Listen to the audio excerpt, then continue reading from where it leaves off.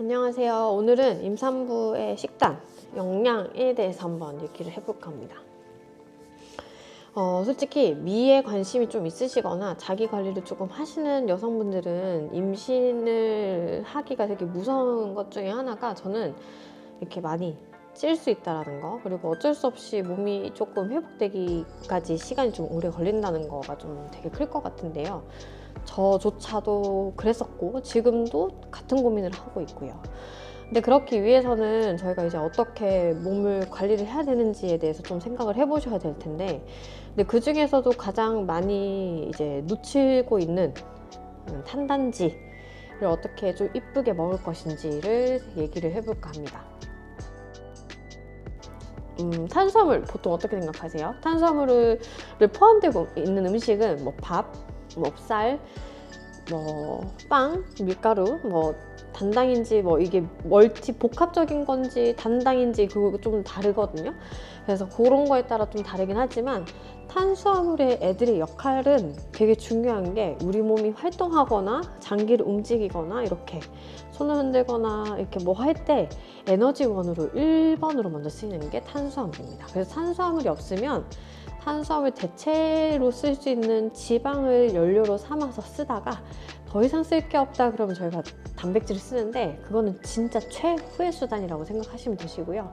쉽게 잘 쓸 수 있는 거는 저희가 탄수화물이라고 생각을 해주시면 돼요. 그래서 탄수화물이, 우리 보통 힘들면 당 땡긴다라고 하잖아요. 그럴 때 당을 드시는 것처럼 탄수화물이 에너지원의 1번이다. 그래서 저희가 엄마가 태아를 품고 있을 때는 생각보다 에너지를 많이 씁니다.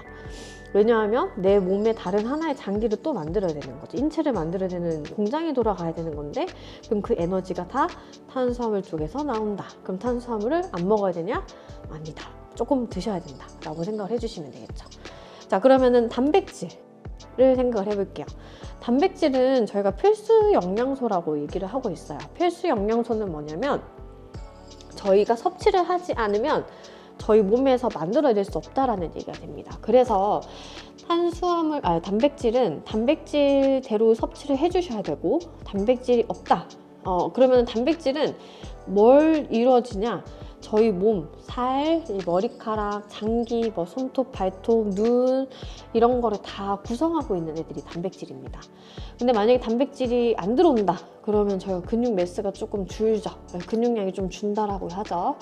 그러다가 이제 진짜 나중에 되면 단백질은, 그러면 내 몸에 남아있는 거 쓸 데가 없으면 내장기를 갉아먹을 수밖에 없습니다. 갉아먹는다라는 말이 내장기의 기능이 좀 떨어지면서 아무래도 좀 소모가 많이 될 수밖에 없는 거죠. 요거 이해가시나요?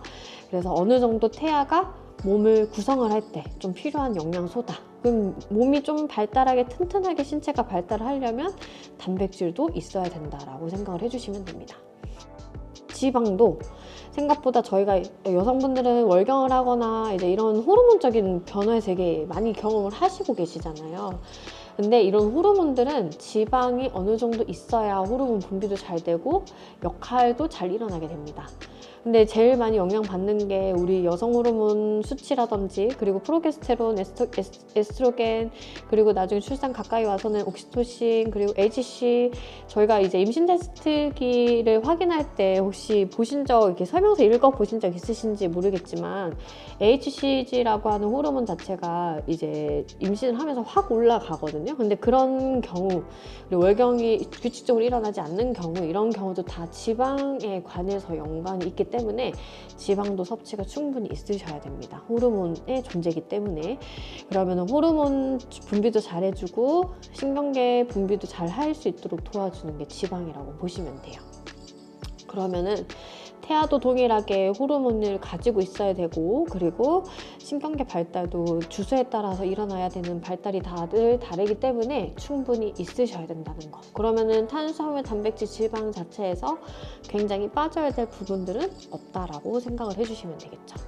근데 그런 부분을 다 잊고 이제 입덧이라고 해서 이제 많이 먹거나, 이제 그거는 이제 둘째 치고, 탄단지는 그렇게 중요한데 그러면 이제 그거에 맞춰서 어떻게 식단을 해야 되냐라고 했을 때, 입덧이 너무 심해서 못하겠어요 라고 하시는 분들은 솔직히 입덧 기간에서는 내가 먹을 수 있는 품목을 빨리 찾으셔서 적절하게 넣으시는 게 가장 좋고요.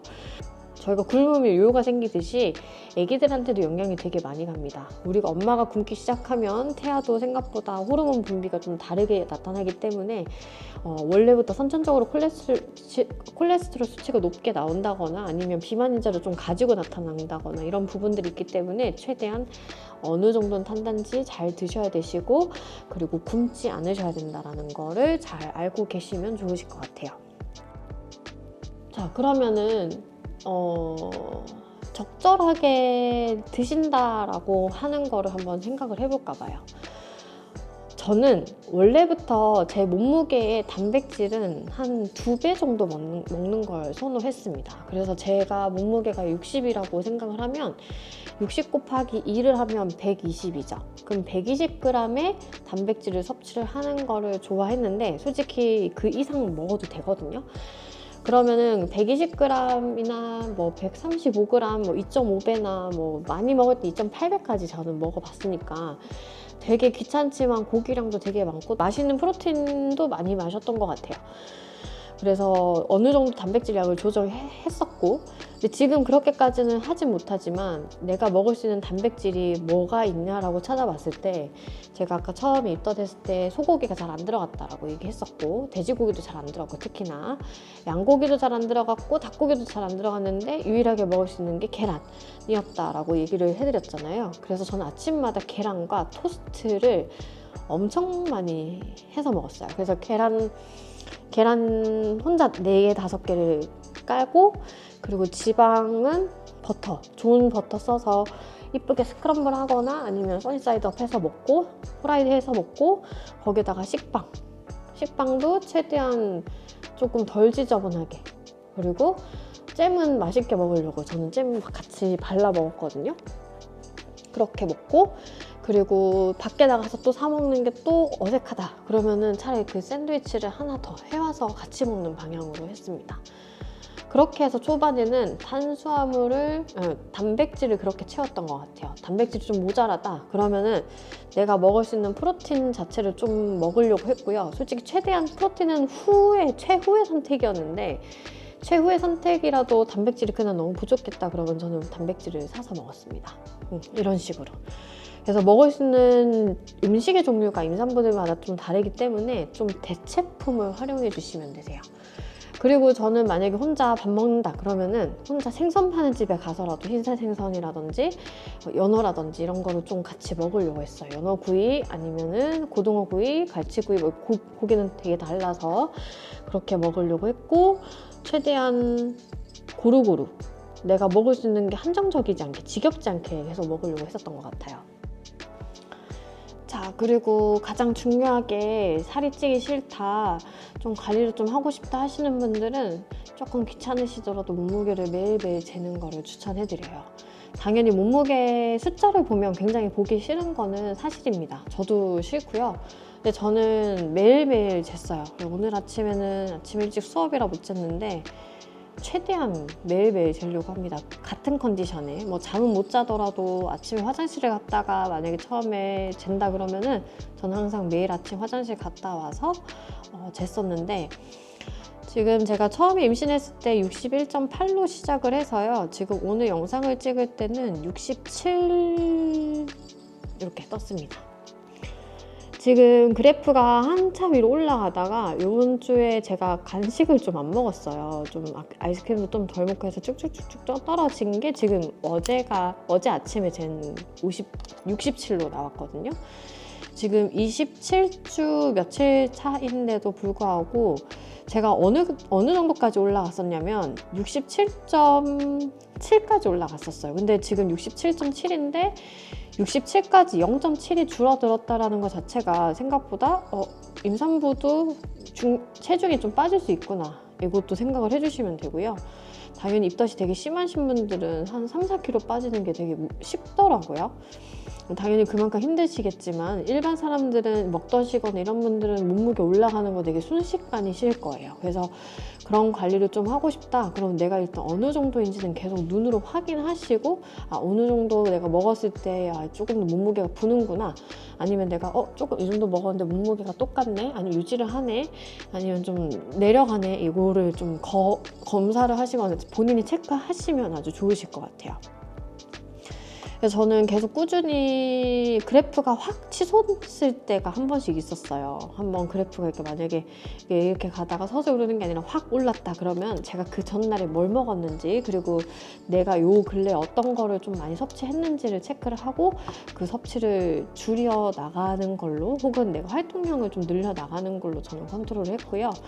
저를 아시는 분은 계속 아시겠지만 저는 운동을 솔직히 임신 전부터 임신할 거라고 준비를 할 거라고 하고 운동을 좀 과하게 빡시게 했습니다. 어차피 임신하면 그 이상 늘리지 못할 것 같아서, 더 줄일 것 같아서 내가 밀어붙일 수 있을 때까지 다 밀어붙였던 것 같아요. 러닝도 하고 제가 원래 면역이 그렇게 좋진 않아서 입병이 좀 자주 나거든요. 입병 날 정도로 운동을 푸시를 했는데 그래도 무리 없이 임신도 되었고, 그리고 저는 운동을 좀 5년, 6년 계속 매일매일 운동하는 게 지금 습관들인 게 6년째다 보니까 꾸준히 되고 있는 게 무리가 가진 않아요. 근데 회원님들이나 일반 회원님들이나 일반 분들이나 운동을 갑자기 임신하고 나서 하겠다라고 하시는 선생님들이나 이렇게 보시면 생각보다 체력적으로 준비가 많이 안 되어 있는 경우가 많습니다. 그래서 그런 분들한테는 제가 제 방법을 그렇게 추천해드리진 않지만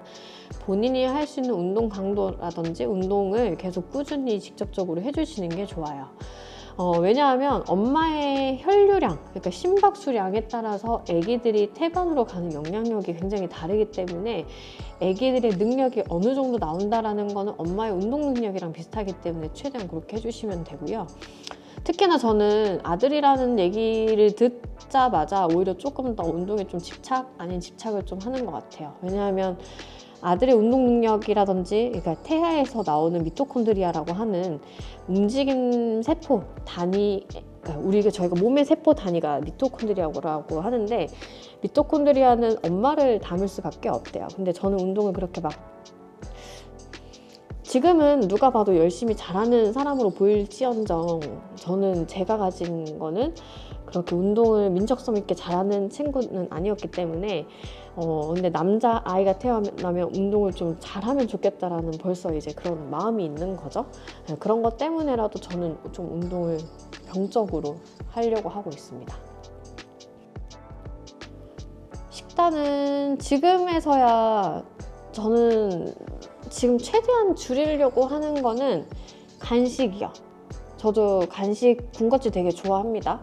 아이스크림 좋아하고 과자 좋아하고 하는데 요즘 두쫑크 많이 유행하잖아요. 두쫑크는 최대한 안 먹어야 돼요. 그거 먹을 바에 아이스크림 하나 정도로 바꾼다든지 대체품을 활용을 하시는 게 좋고요. 내가 만약에 하겐다즈 한 통을 먹을 거를 그냥 편의점에서 구구콘 한 통을 먹는 게 훨씬 더 칼로리적으로도 이점이에요.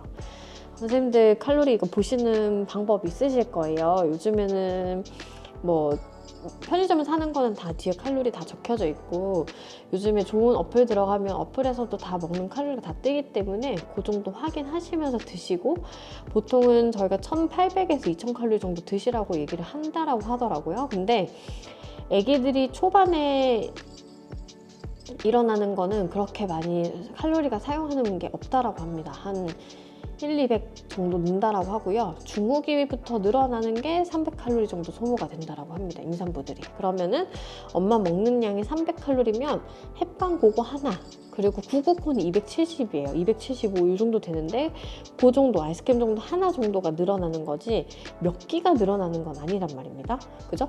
그러면 보통은 먹덧으로 오시는 분들은 그 이상을 먹어버리기 때문에 저희가 살이 조금 찌시는 거니까 내가 어느 정도 먹는지를 조금 체크하시고, 아니면 그게 싫으시면 진짜 기분 나빠도 몸무게를 좀 재셔서 좀 관리를 해주셔야 됩니다. 그래야지 엄마도 건강하고 태아도 건강한 생활을 할 수가 있고요.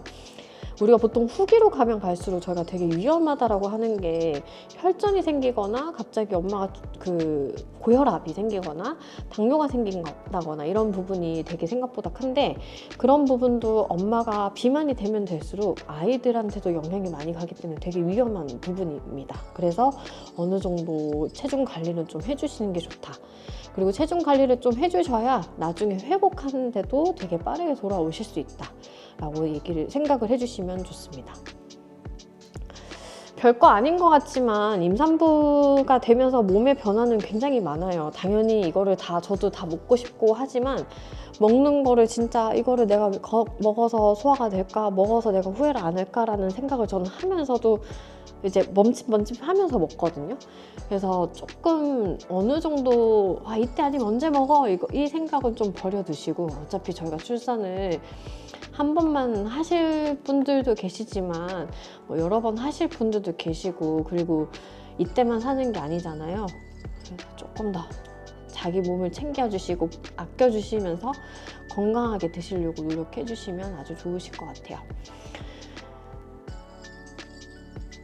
다들 임신해서 이거는 해야 돼, 뭐 이거는 해야 돼, 뭐 이런 건 다 있으신데 임신하면서 자기 몸 챙기시는 방향을 조금 놓치고 계셔서 저는 굉장히 아쉽다라고 솔직하게 말씀을 드리고 싶습니다. 오늘은 여기까지 하겠습니다. 정보 좋으셨다면 이렇게 뭐 누르는 거 해주세요.